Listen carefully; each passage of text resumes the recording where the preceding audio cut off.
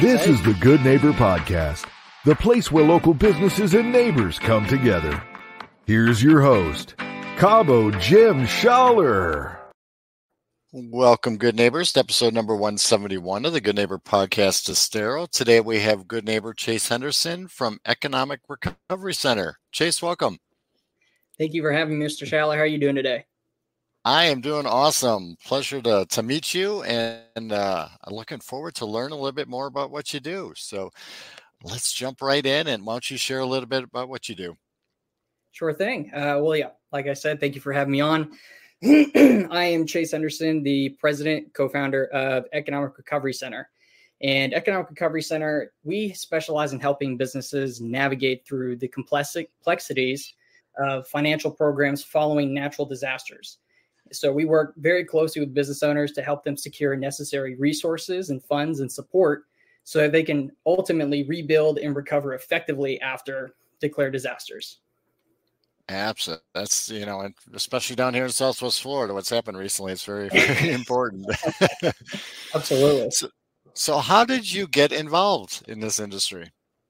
Well, because of the recent disasters down here. Right. My background has nothing to do with disaster recovery, even finance, to be honest. My background comes from the fitness world. I was an in-person and online personal trainer for years up in Tallahassee, Florida. And through a couple of different circumstances, I ended up coming back down here. I'm a fourth generation Fort Myers, Southwest Floridian, and kind of dabbled again with fitness. I got into a couple different industries, and then the hurricane hit, right? Hurricane Ian, the big one. And it was so wild because, I remember growing up, I used to play outside during the hurricanes. I was one of those crazy kids. And it was it's fine. It's whatever. Like, we can stick around. No big deal. This one changed my mind. This one was a big one. It changed all of our minds. It was such a massive travesty. And luckily, I had friends that were up over towards the airport. So I was more inland. So I was able to stay safe. I still had power and water, which was incredible. I couldn't believe that. And for the next few days after, the impact, myself and a few family friends went out into the community, and we just were appalled by the devastation. So we decided to get together, raise some money, nothing too crazy, maybe, $3,000 or $4,000 to get as much food and water and supplies as we could for a lot of these lower income communities that had just been demolished. Over in, definitely over in East Fort Myers was hit very hard. Harlem Heights was hit very hard. Obviously, everything towards the beach, regardless of community, was hit very hard. So anywhere we could go to help, to give food, water, and supplies, we did. But through this process, we noticed that there was a gap. And it wasn't that there was a specific demographic. There was one specific demographic that wasn't getting help. And it wasn't based off of race or gender or socioeconomic class. It was none of that. It was businesses. And it wasn't that the businesses weren't getting help. It's that businesses didn't know where to go, right? You spent the last few decades of your life building something, for yourself, your family, a lot of family businesses down here. You've built something to create a legacy, and then all of a sudden it's gone. It's gone. What are you supposed to do at that point? You've put so much blood, sweat, and tears into this thing that you kind of get shell shocked a little bit, where you don't know where to go. You don't know what to do. Do I go to the government? Do I go to the bank? Who do I talk to for this? And we noticed that at the time, there was no help. There was no help for businesses. So myself and actually my father, he's a longtime entrepreneur of the area, had a company called FindWhat.com down here, big building over off of Boy Scout. And we both came together. We realized this need, and we decided to start researching, is there actually any help available for businesses? And what we found was, oh my goodness, yes, there is. There is a ton of help available for businesses, whether it's government programs or private funding. There's a ton. But we had to do so much digging to actually get to the point where we understood that was there. And if we spent the time, hours and hours, days and days, months and months, we're at 1.5 years now. If it's taken us that much time to figure out how much help is there, imagine the average business owner. You got to continue to run your shop, whether it's a little pizza shop or you got a nail salon studio or whatever. You don't have time to be going to look up all this stuff that we've spent our entire lives for the past 1.5 years looking up.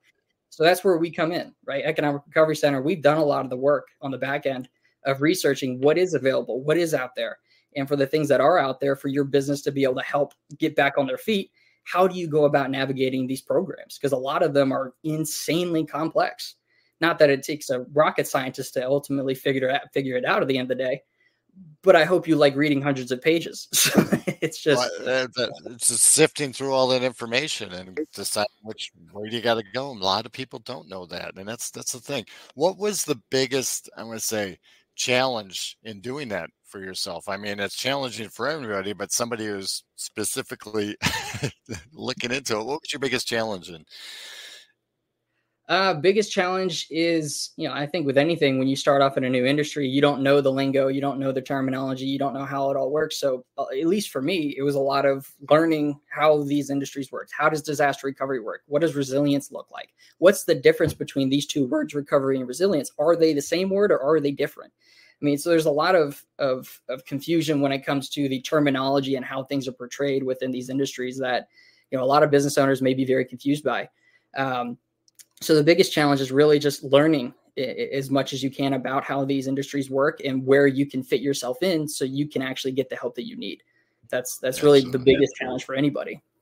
So talking along those lines, I mean, what's the biggest myth or misconception surrounding what you're doing that, most businesses run into? I would say it's tough because the biggest thing is just a lack of awareness and a lack of knowledge. I mean, really, it's hard to come up with a misconception or a myth if you don't have any basis for it. But on top of that, once you do go down this path, you start educating yourself about the help that is available out there. One of the big ones, because we mostly work with government financial programs, everybody has their opinion on the government and how it works, how it functions, if they can rely on the government for help. Whether or not the programs that they put out there are legitimate, right? So there's because for the companies that do find these programs, there are a lot of marketing firms that really try to take advantage of them and try to take a percentage off the top here, a little point over there, just so they can cash in on big programs. I know you've probably seen tons of commercials for the employee retention tax credit or the PPP loan. So these being disaster related since it was the pandemic. So there's a lot of predatory marketing out there that a lot of businesses get very turned off by, and they think, oh, these programs are a scam, or they're just trying to push something so that they can get all my info. Well, there is going to be that kind of level of marketing in any industry. You're going to find that everywhere: fitness, disaster recovery, finance, whatever. The biggest thing is making sure that you do your due diligence and actually look at the programs on the IRS website, the SBA website. These are legitimate programs. It's just a matter of being able to filter out the noise of individuals saying, you qualify for this, you qualify for that. Right. Probably not. But we want to make sure we give as much info as we can to let you know these programs are legitimate. They are very complex. This is not easy. This is hard. That's where we come in. So I guess the biggest thing is really just the lack of awareness and knowledge at the start. That's the biggest hurdle to really get over. Absolutely. And it takes that knowledge. And like you said, a lot of people are just trying to survive day to day and run their business and get money coming back in, that they don't have the time. They don't have the resources. And like you said, you've got all this other noise going on out there where people are kind of like, I kind of compare it to contractors coming in after the disaster. They're from out of state. They don't know all the rules or guidelines here, but they're here to take everybody's money, and do they do the best job? Probably not. Yeah. So, so do you see anything, I'm going to say maybe trending with what you're doing or changing recently that we can help educate our listeners about? I mean, if we want to look at a trend, a very impactful trend is that disasters are on the rise, right? Whether you believe in climate change or not, politics aside, like the fact of the matter is the data is showing disaster occurrences are happening more and more frequently, with this year being one of the most dangerous years of disasters to date, right? So the trend is that disasters are happening more often. So preparing yourself for a disaster and then knowing what your options are after a disaster are no longer a luxury item on your to-do list. It's a requirement. Like, you have to make sure you understand what you're going to do beforehand, during, and after. It's not a luxury. You need to know. So the big trend is get ready. Yep. Yeah. Be prepared. The biggest key. So you mentioned you're fourth generation Southwest Floridian. I'm sure you're a busy man. You seem like a very busy man. What do you enjoy doing outside of work? So in this phase of my life, so I'm a young dude. I don't know if you can tell from my face. I'm a younger guy. I'm in my late 20s. So I see myself in a phase of life where I'm in a phase of learning, right? So a lot of my time, I'm not the typical 20-year-old, oh, let's go party over here. Let's go travel over here. Let's go do this. Let's go do that. I spend a lot of my time reading. I spend a lot of my time learning. I spend a lot of my time working. So I'm not the most important. Learning. But learning, you're contributing to your future and your growth. If you're not learning, you're not growing, and I'm a big proponent of that. So I love that. So is there one thing that you wish our listeners knew about what you do that maybe they wouldn't be aware of? That we're here. That we're here to help. We're here to help. Yep. We're always here. We're always here to help. One big thing too, kind of tying back into like a lot of the marketing you may see for different programs, maybe it's the ERTC or, one of the ones that we help with is the EIDL, right? So the EIDL program, Economic Injury and Disaster Loan, is a loan offered through the SBA. And it's specifically for businesses that have been affected by declared disasters, right? And so this program, actual misconception there, the misconception is this was a COVID era program because there was a COVID EIDL to help businesses. No, this program has been around for decades. And so, one of the big things that we want to make sure we help people understand and that they know is that these options are available. They are out there. And one of the things that we pride ourselves on is that we are not, it sounds weird. We're not actively trying to qualify businesses for different programs, which sounds odd. But with the amount of compliance that we drive the engine of our business with and the lack of compliance that you may see out in the industry when it comes to finance, especially around disasters, it's very easy to be predatory in those realms. We are actively trying to disqualify individuals because we want to make sure the people who actually need the help get the help, right? So we're not just telling anybody and everybody, hey, you can do this. Hey, you can do that. We're going to give you as much information as we can, but if something doesn't work, it doesn't work. But that doesn't mean we're not going to try to continue to find other ways to be able to help you. So we're very different. It's a very different message than you might hear. I love that. I love it. So how would our listeners go about contacting you if they had questions or concerns?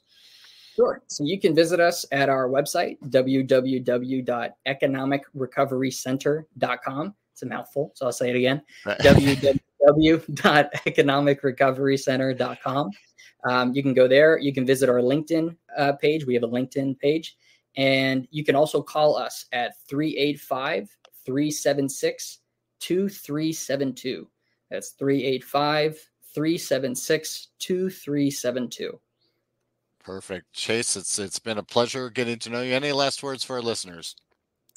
Last words for our listeners: get ready, get prepared, know what your plan is before, during, and after, and continue to listen to the Good Neighbor podcast. There's a lot of amazing knowledge. I've listened to quite a few episodes myself. You have a great show. So for everybody listening, keep listening. I appreciate that. Thank you for being such a good neighbor and what you do for the local businesses in the community as well. It's very much appreciated. So pleasure getting to know you, and I hope to see you out in the community soon. Likewise. Take care. Thank you for listening to the Good Neighbor Podcast Estero. To nominate your favorite local businesses to be featured on the show, go to gnpestero.com. That's gnpestero.com or call 239-296-2621.